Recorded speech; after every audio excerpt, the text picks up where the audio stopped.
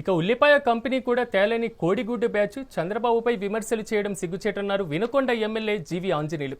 ఏడాదిలో 9.34 లక్షల కోట్ల పెట్టుబడుల ఒప్పందాలతో 10 లక్షల ఉద్యోగాలకు బాటలు పడ్డాయన్నారు. ప్రభుత్వంపై వైసీపీ దుష్ప్రచారం చేస్తుందని మండిపడ్డారు జీవి.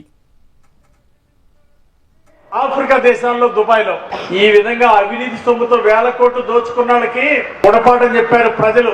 ఇంకా రపరపలు ఈసారి మేము అధికారంలోకి వస్తే ఇంకెక్కడ మీరు అధికారంలోకి వచ్చేది? ఆ రపరపలు ఆడిస్తే 151 నుండి ప్రజలు తంటే 11లో పడ్డావు. ఈసారి తంటే సింగిల్ సీట్ కూడా రాదు. ఇక జైల్లో లెక్కేసుకోండి, రపరపలు ఏంటో అక్కడే చూసుకోండి. మీరు చేసినటువంటి దోపిడీలు ప్రజలందరికీ తెలిసిపోయినాయి. ఒక్కొక్కటి లాగుతా ఉంటే తీగ లాగుతా డొంక కలుగుతా ఉంది. ఇప్పుడు దొంగలు దొరికారు లిక్కర్ స్కామ్ లో. ఇంకా దాని వెనకాల త్రిమింగళాలు ఉన్నాయి, అవి కూడా వస్తాయి. మొత్తం కూడా తప్పు చేసిన వాడు జైలుకి వెళ్ళక తప్పదు. గతంలో ప్రజా కోర్టులో ఒకసారి శిక్ష పడింది.